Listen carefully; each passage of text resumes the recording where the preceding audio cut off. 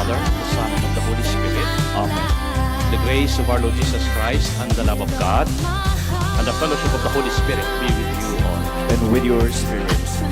My dear brothers and sisters, let us acknowledge our sins and so prepare ourselves to celebrate the sacred mysteries. I confess, Almighty God, and you, my brothers and sisters, that I have greatly sinned in my thoughts and in my words, what I have done and in what I have failed to do, through my fault, through my most grievous fault. Therefore I ask the Blessed Mary, ever Virgin, all the angels and saints, and you, my brothers and sisters, to pray for me to the Lord our God. May Almighty God have mercy on us, forgive us our sins, and bring us to everlasting life. Amen. Lord have mercy. Lord of mercy. Christ have mercy. Christ mercy. Lord have mercy. Lord of mercy. Let us pray. Grant, Lord God, that we, your servants, may rejoice in unfailing health of mind and body, and through the glorious intercession of Blessed Mary, ever Virgin, may we be set free from the present sorrow and come to enjoy eternal happiness. Through our Lord Jesus Christ, your Son, who lives and reigns with you in the unity of the Holy Spirit, one God, forever and ever. Amen. Please be seated. A reading from the book of Job.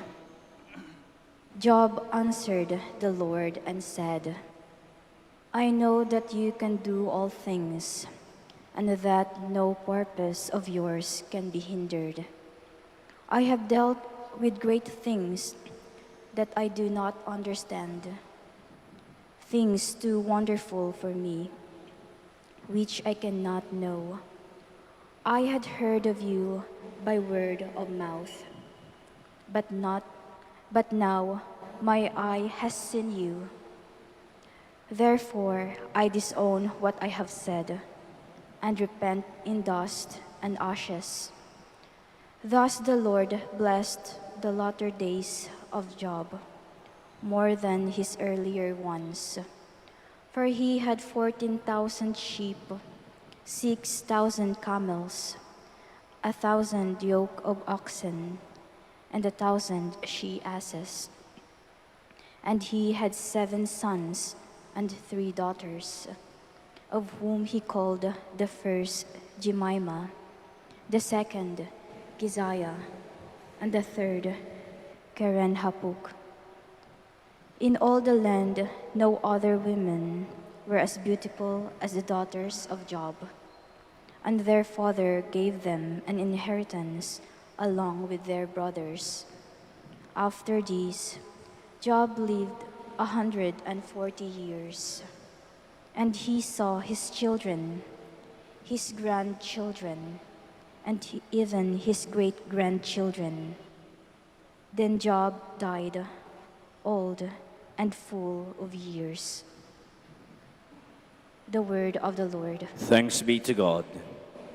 Lord, let your face shine on me. Lord, let your face shine on me.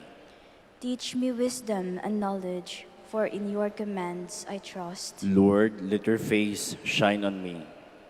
It is good for me that I have been afflicted, that I may learn your statutes. Lord, let your face shine on me. I know, O Lord, that your ordinances are just, and in your faithfulness you have afflicted me. Lord, let your face shine on me. According to your ordinances, they still stand firm. All things serve you. Lord, let your face shine on me. I am your servant. Give me discernment, that I may know your decrees. Lord, let your face shine on me. The revelation of your words sheds light, giving understanding to the simple. Lord, let your face shine on me. Please stand. Hallelujah, hallelujah, hallelujah. Blessed are you, Father, Lord of heaven and earth. You have revealed to little ones the mysteries of the kingdom. Hallelujah, hallelujah, hallelujah. The Lord be with you. And with your spirit. A reading from the Holy Gospel according to Luke. Glory to you, O Lord. Mary set out and traveled to the hill country in haste to a town of Judah, where she entered the house of Zechariah and greeted Elizabeth. When Elizabeth heard Mary's greeting, the infant leapt in her womb, and Elizabeth, filled with the Holy Spirit, cried out in a loud voice and said, "Most blessed are you among women, and blessed is the fruit of your womb. And how does this happen to me, that the mother of my Lord should come to me? For at the moment the sound of your greeting reached my ears, the infant in my womb leapt for joy. Blessed are you who believed that what was spoken to you by the Lord would be fulfilled." And Mary said, "My soul proclaims the greatness of the Lord. My spirit rejoices in God, my Savior." My dear brothers and sisters, the Gospel of the Lord. Praise to you, Lord Jesus Christ. Please be seated. Magandang umaga po sa inyong lahat. Welcome po sa dambana ng Our Lady of Manawag. Si Mama Mary ay isang joyful woman. Tandaan niyo po yan. Mama Mary is a joyful woman. Why? Because of these three things. First, she knows how to save. Pangalawa, she knows how to savor. And third, she knows how to share. Kung titingnan po natin, napakasimple lang po. As we journey in this, our reflection of the visitation of Mary to her cousin Elizabeth, even in our life, there are three things if you want to be happy and if you want your life to be meaningful. Learn to save, learn to savor, and learn to share. First, sa buhay, lalong-lalo na ngayon, maganda yung nagsisave ka. Be it maring pera, saving sa bangko, properties, at kung ano paman. But more than those things, save moments of faith. Save memories of hope. Save memories of faith. Mama Mary knows those things. Remember that every moment of Mama Mary's encounter with the Lord, kapag may mensaheng binibigay sa Kanya, anong palagi niyang ginagawa? She kept all these things in her heart. Maganda yung marunong ka mag-save. Because eventually, kapag ang buhay ay medyo dumadaan sa mga pagsubok, ang panghuhugutan mo ay yung savings mo, yung memories mo. Memories of love, memories of faith, memories of hope. Ganun nangyari kay Mama Mary nung tinawag siya ng Diyos. Nung sinabihan siya ni Gabriel, kasi yung una kasi ito, annunciation eh. Tinawag siya na maging ina. After the encounter nila, she kept all these things in her heart. Mama Mary believed in the word of the angel. Mama Mary believed in God that everything would be fulfilled. Tinago na yon, sinave niya yon. Kaya nga, nung dumaan si Kristo, yung anak niya sa pagsubok, she believed that all these things shall pass. Kaya di ba kapag may savings ka sa bangko, lalo na kapag, di ba, uso ngayon yung mga insurance, hindi po masama mag-save. Kasi kung minsan maganda yung, sabi nga may pinanghuhugutan ka in case of emergency. But more than the money, more than the material things, it's good to save moments of faith, of hope, and love. Pangalawa, sa buhay, it's good to savor every moment of our life. Because every moment of our life is a moment of God's grace. Mama Mary knew exactly how to savor those things. Kaya mapansin niyo sa buhay niya, tinatago niya sa puso, and perhaps smiling. If you want to enjoy life, savor every moment of it. Sa buhay kasi napakasimple lang eh. Merong experiment dati na sabi nila, we human beings, we could do things. Yung tatawag nila na you can do many things sa isang pagkakataon. But actually, there are certain things that you have to savor it. The only way to enjoy life is to savor it. Para yung pagkain eh. Ang buhay parang kumakain ka. The only way to enjoy the food is to savor it. Kulang sa tamis. Kulang sa alat. Savor it. Kaya kapag tayo po'y nandito, savor the moment na nandito kayo. Kapag kasama ninyo pamilya ninyo, savor the moment na kasama ninyo pamilya ninyo. Kapag ka nagsisimba, savor it. Yung mga worries nyo, iwanan niyo yung bahay nyo, huwag kayong mag-alala, hindi aalis ang bahay ninyo. Minsan kasi multitasking, tawag na multitasking, I can multitask, Father. But sometimes in life nowadays, if you have many things na ginagawa mo, you will never enjoy the things that you are doing. Ewan ko lang, naranasan nyo na ba yung ang dami mong ginawa, pagod na pagod ka, at hindi ka nag-enjoy. At feeling mo, wala kang nagawa. Bakit? Hindi mo na-enjoy. Ewan ko lang kung naranasan nyo rin yung kumain kayo na mabilisan. Kaya ako, hindi ako nagda-drive-thru. Nag-drive-thru tapos kakain ka habang nagda-drive. Naguguluhan kasi ako eh. Ako ba'y kumakain habang nagda-drive? Ako ba'y nagda-drive habang kumakain? Kaya usually, pag kumakain ako, hihinto, kakain, i-enjoy ang moment ng pagkain. At kapag ka nagda-drive naman, i-enjoy yung moment ng pagda-drive. Pag nag-overtake, you enjoy it. Tingin-tingin. I think in life, ganun din. Kasi Mama Mary, she must be very joyful because she enjoyed every moment of her life. Simula sa pagtawag, sa pagbisita kay Elizabeth. Kaya ang sabi nga niya dito eh, my soul proclaims the greatness of the Lord. If you learn to savor every moment of life, you become grateful because God has given you many blessings actually. Kaya, savor, enjoy every moment of your life because every moment of our life is a moment of God's grace. Tandaan natin yun. Save, savor. Kaya maganda yung kapag nakaka-receive ka ng sweldo ninyo, enjoy pag may time.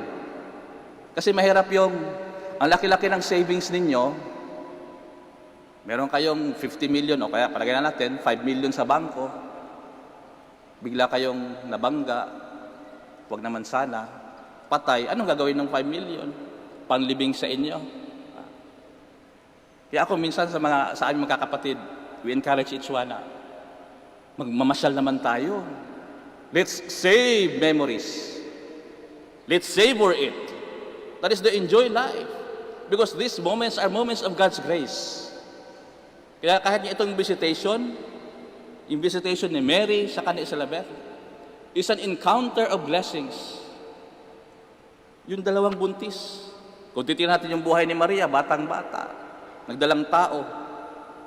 Yung si Elizabeth naman, matanda na, nagdadasal na sana magkaroon na. Eventually, it was given to her.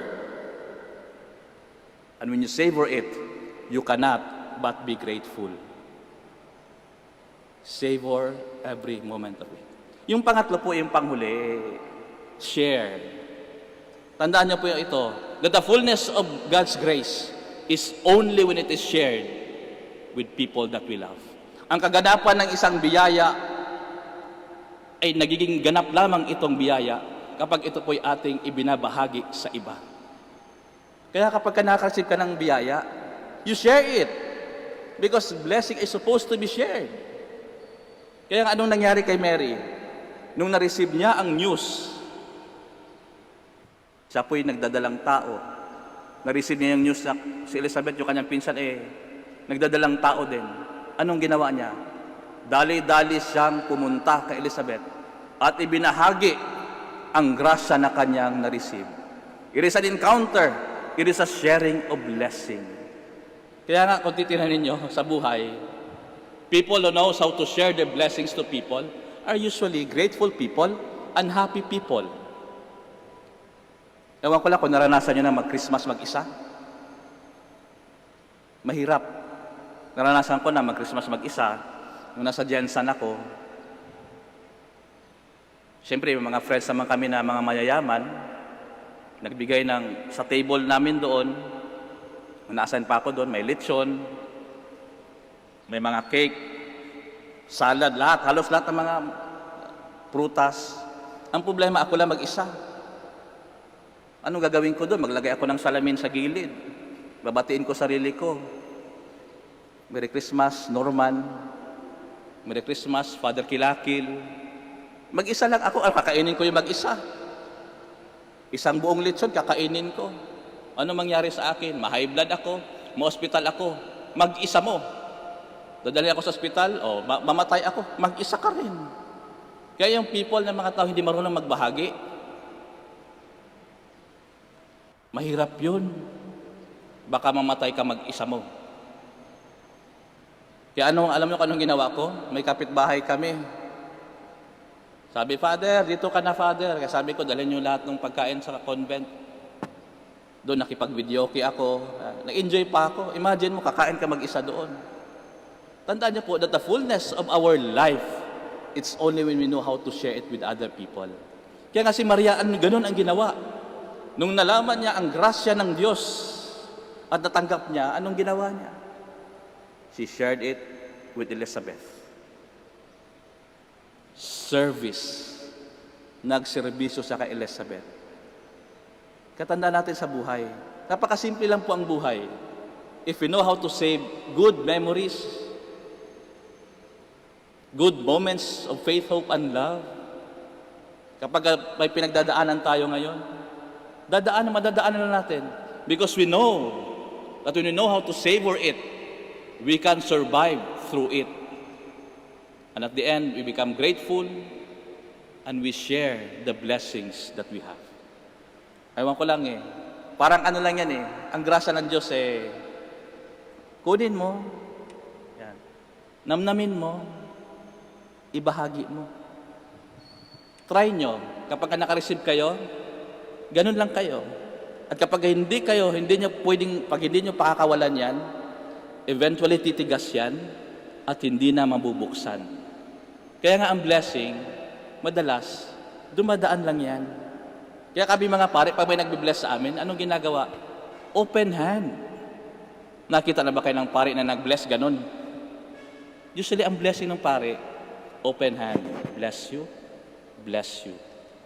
Kaya tandaan po natin, tatlong SSS lang po, hindi po ito social security system, no? If you want to be happy in life, just like Mama Mary, learn to save, learn to savor, and learn to share the blessings that we have. After all, we only live in this world once. Let's enjoy it. Let us share our lives to people. And hopefully, pag nakita nila tayo, they will say to us, "Blessed are you." Blessed tayo lahat. And we give thanks to the Lord, saying, "My soul proclaims the greatness of the Lord." Let us all stand.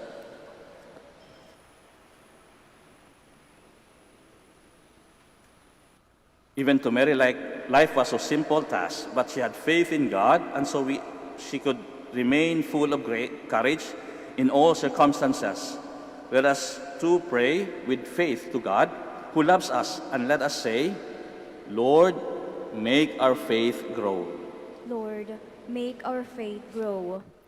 For a courageous and loyal faith, which the Church needs in the confusing circumstances of these times, let us pray to the Lord. Lord, make our faith grow. for resolute strength and perseverance, for all those who commit themselves to give peace to the world. Let us pray to the Lord. Lord, make our faith grow. For the many whose faith is tested by adversity and suffering, let us pray to the Lord. Lord, make our faith grow. For the many young people who are disappointed by the Church, let us pray to the Lord. Lord, make our faith grow. For the sick and the handicapped, for those dying this very hour, for dead people dear to us, let us pray to the Lord. In the silence of our hearts, we also pray for our personal intentions.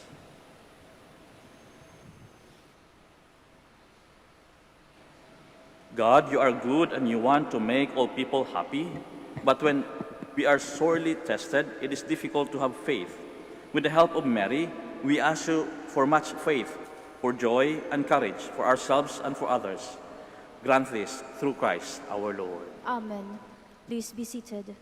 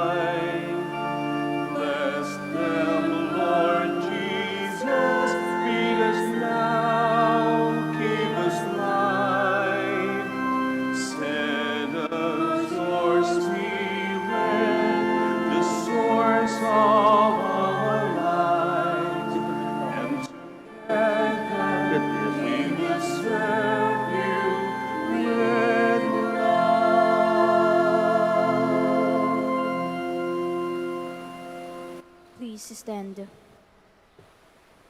Pray, my dear brothers and sisters, that my sacrifice and yours may be acceptable to God, the Almighty Father.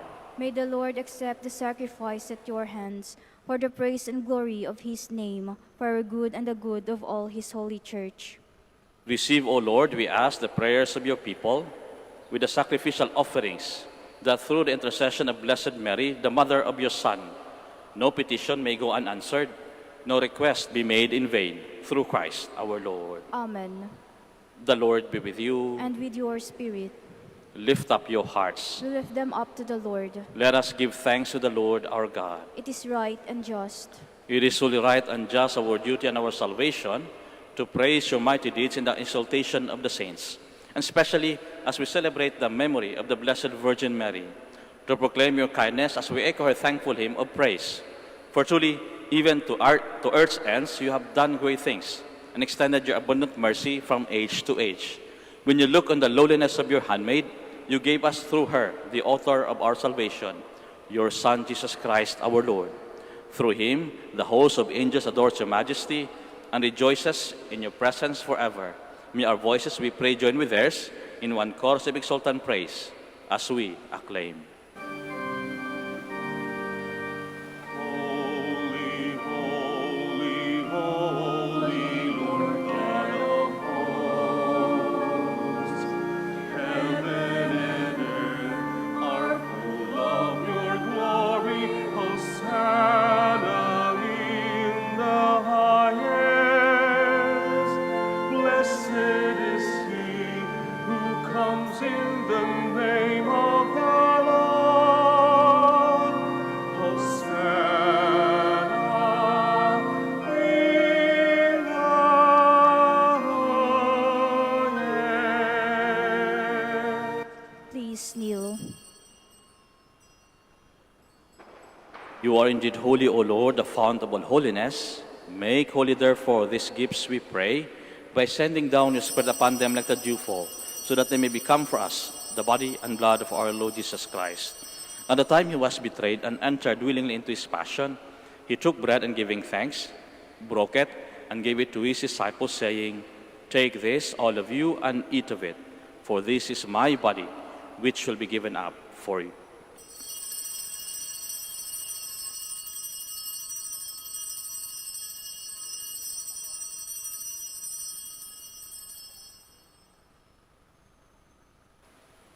In a similar way, when supper was ended, he took the chalice, and once more giving thanks,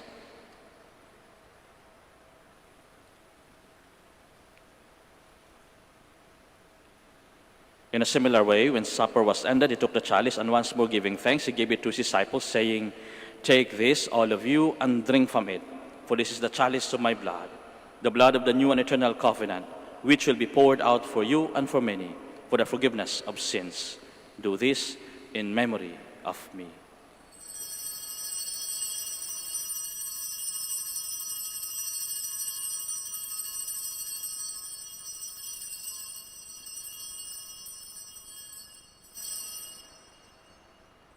Let us proclaim the mystery of our faith. When we eat this bread and drink this cup, we proclaim your death, O Lord, until you come again. Therefore, as we celebrate the memorial of his death and resurrection, we offer you, Lord, the bread of life and the chalice of salvation, giving thanks that you have held us worthy to be in your presence and minister to you. Humbly we pray that partaking of the body and blood of Christ, we may be gathered into one by the Holy Spirit. Remember, Lord, your church spread throughout the world, and bring her to the fullness of charity, together with Francis our Pope, Socrates our Bishop, and all the clergy. Remember also our brothers and sisters who have fallen asleep in the hope of the resurrection, and all who have died in your mercy. Welcome them into the light of your face. Have mercy on us all, we pray, that to the Blessed Virgin Mary, Mother of God, with the blessed apostles and all the saints who have pleased you throughout the ages, we merit to be co-heirs to eternal life, and may praise and glorify you through your Son, Jesus Christ. Through him, and with him, and in him, O God, Almighty Father, in the unity of the Holy Spirit, all glory and honor is yours forever and ever. Amen. Please stand. Let us pray with confidence to the Father in the words our Savior gave us.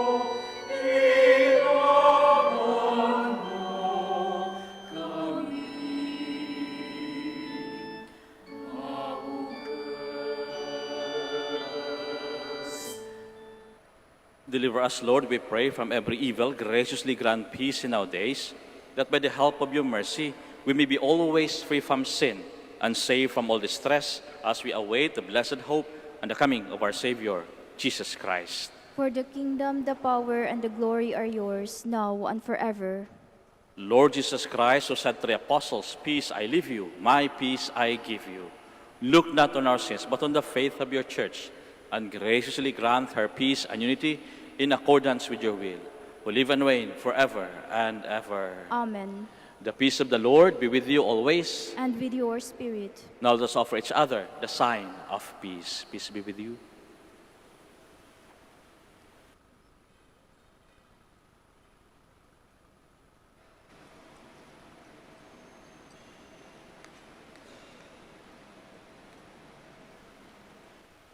Lamb of God, you take away the sins of the world, have mercy on us.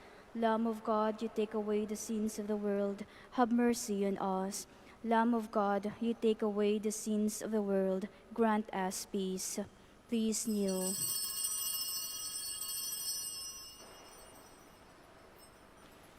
My dear brothers and sisters, behold the Lamb of God, behold him who takes away the sins of the world. Blessed are those called to the supper of the Lamb. Lord, I am not worthy that you should enter under my roof, but only say the word, and my soul shall be healed.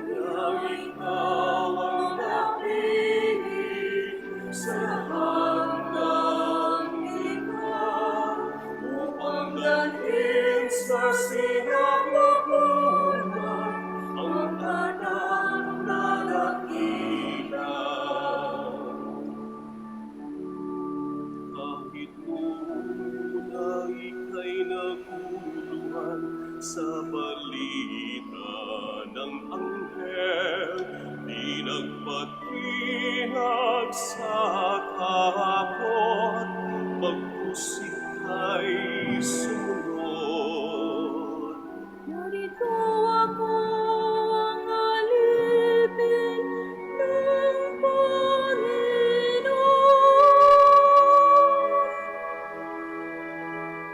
Pangyari sa akin ang ayon sa iyong salita.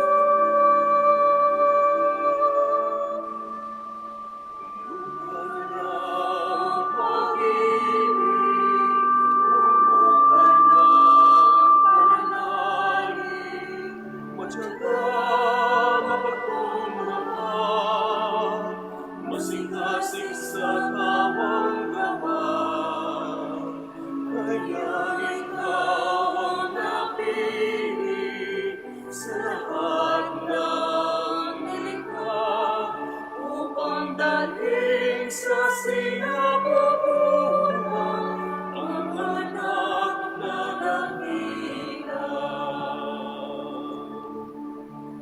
Sa kahabang loob, tinanggap mo ang utos ng Diyos. Sa dalisay mong puso, sinabi ang matamis na oo. Ang Panginoon ay sumasaiya. Sa tuhod mo nabiyag ng ganap ang mundo. Puno ka ng pag-ibig, puno ka ng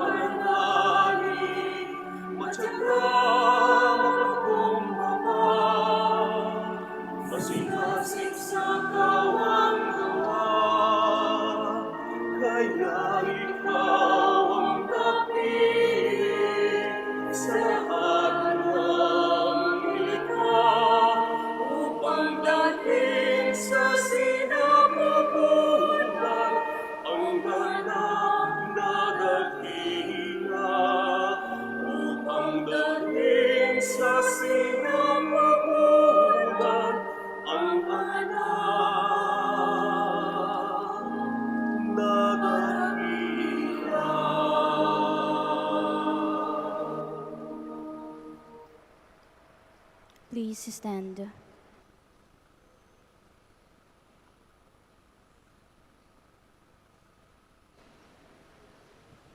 Let us pray.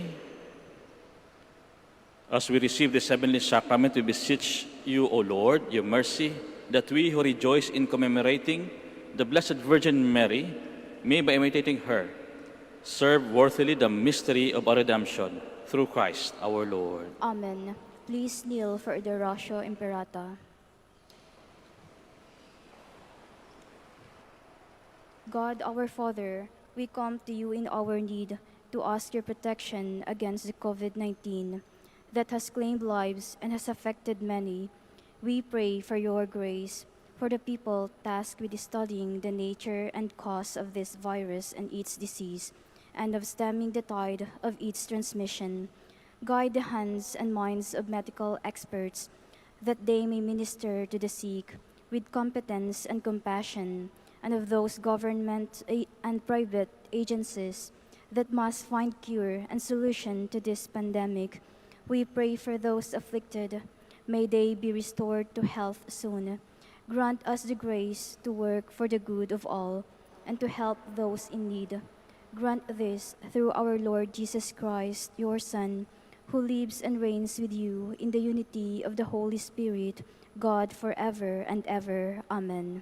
Mary, help of Christians, pray for us. Saint Raphael the Archangel, pray for us. Saint Roch, pray for us. Saint Lorenzo Ruiz, pray for us. Saint Pedro Calungsod, pray for us. Please be seated for a while for word of thanks and announcement. The Minor Basilica of Our Lady of the Rosary of Manaoag would like to thank Father Norman Kilakil OP for presiding over the Novena Mass.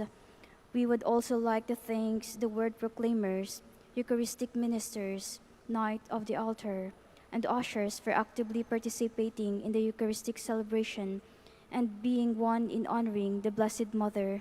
And finally, we thank you, our dear pilgrims and sponsors of this Mass. May the care and intercession of the Blessed Mother, Our Lady of the Rosary of Manaoag, bring us closer to her Son, Jesus Christ. Announcement.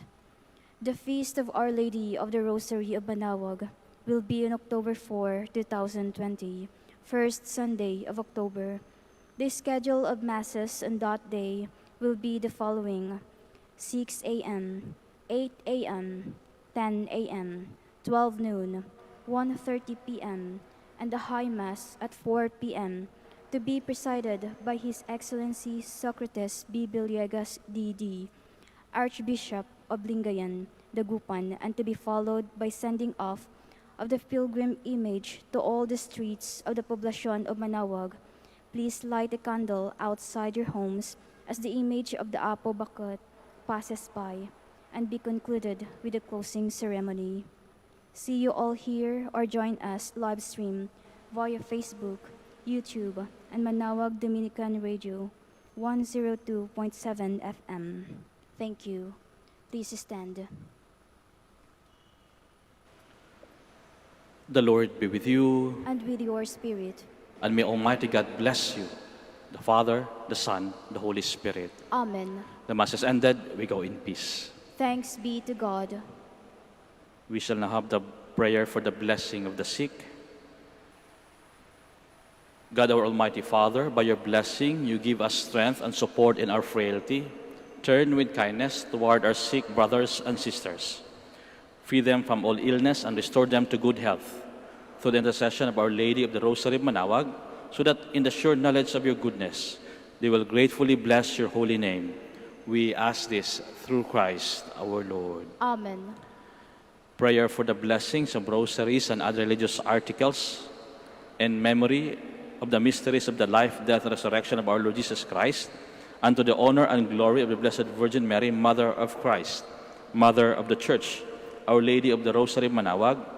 May these rosaries, images, candles, oil, and other religious articles be blessed and made holy in the name of the Father, and of the Son, and of the Holy Spirit. Amen.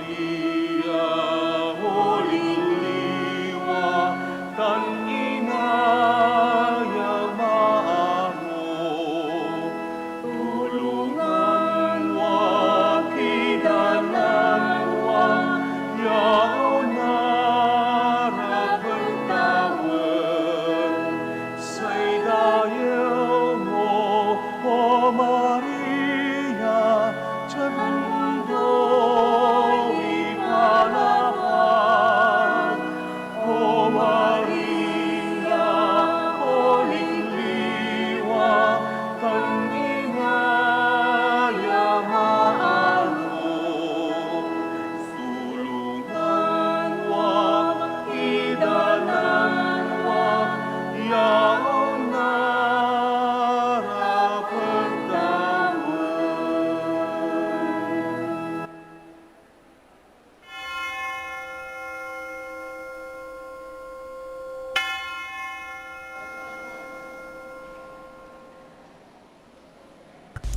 A coronavirus prayer. In the name of the Father, and of the Son, and of the Holy Spirit. Amen. Lord Jesus Christ, you traveled through towns and villages, curing every disease and illness. At your command, the sick were made well. Come to our aid now, in the midst of the global spread of the coronavirus, that we may experience your healing love. Heal those who are sick with the virus. May they regain their strength and health through quality medical care. Heal us from our fears, which prevents nations from working together and neighbors from helping one another. Heal us from our pride, which can make us claim invulnerability to a disease that knows no borders. Lord Jesus Christ, healer of all, stay by our side in this time of uncertainty and sorrow. Be with those who have died from the virus. May they be at rest with you in your eternal peace. Be with the families of those who are sick or who have died. As they worry and grieve, defend them from illness and despair. May they know your peace.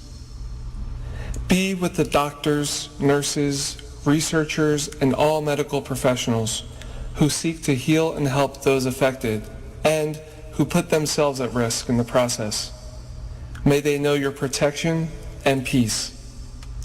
Be with the leaders of all nations. Give them the foresight to act with charity and true concern for the well-being of the people they are meant to serve. Give them the wisdom to invest in long-term solutions that will help prepare for or prevent future outbreaks. May they know your peace as they work together to achieve it on earth. Whether we are home or abroad, surrounded by many people suffering from this illness or only a few, Lord Jesus Christ, stay with us as we endure and mourn, persist and prepare. In place of our anxiety, give us your peace. Lord Jesus Christ, heal us. In the name of the Father, and of the Son, and of the Holy Spirit. Amen.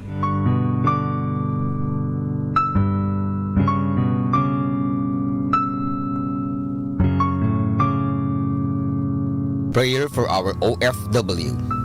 Lord Jesus, we put ourselves at the foot of your holy cross with Our Lady of the Rosary of Manaoag, as we acknowledge that we are nothing without you, and by your death you have redeemed the world. We believe in faith that nothing is impossible with you. We lift up to you our OFW listeners all over the world, whom we offer our prayers and every Holy Mass from the Minor Basilica of Our Lady of the Rosary of Manaoag. Lord, words cannot describe and express what they are sacrificing in order to have a better chance in life. Lord, redeem them of all their pains, trials, and persecutions as they are working in a foreign land for people that are complete strangers to them. Shield them with your most precious blood that flows from your sacred heart. Protect them from any harm and abuses that they may face as they continue their journey in life. We beg for your mercy and divine love, for they are far away from their families, loved ones, and friends. They miss our home that is causing heartaches and loneliness. that they are at a loss on what to do. Grant them the power and strength from the Holy Spirit to succeed and to be blessed in this chapter and mission in their life. Guide, inspire, and lead them to believe in faith that you will never forsake nor abandon them in their hours of need. Be with them always, especially for those OFW who are staying in places where they are not allowed to worship and pray for you. Make their bodies, minds, and spirit be your temple. Our Lady of the Rosary of Manaoag, you are always sensitive to their needs. You know what is in their minds, heart, and their condition in life.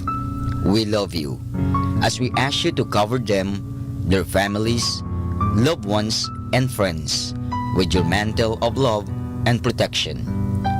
We ask all of this in the name of Jesus through the intercession of Our Lady of the Rosary of Manaoag. Amen.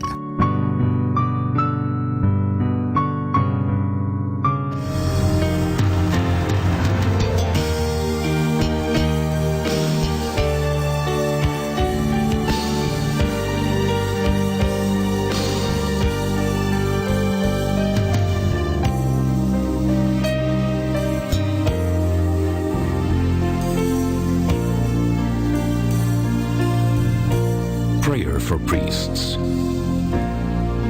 O Almighty Eternal God, look upon the face of your Son, and for love of him who is the eternal High Priest, have pity on your priests. Remember, O most compassionate God, that they are but weak and frail human beings. Stir up in them the grace of their vocation, which is in them by the imposition of the bishop's hands.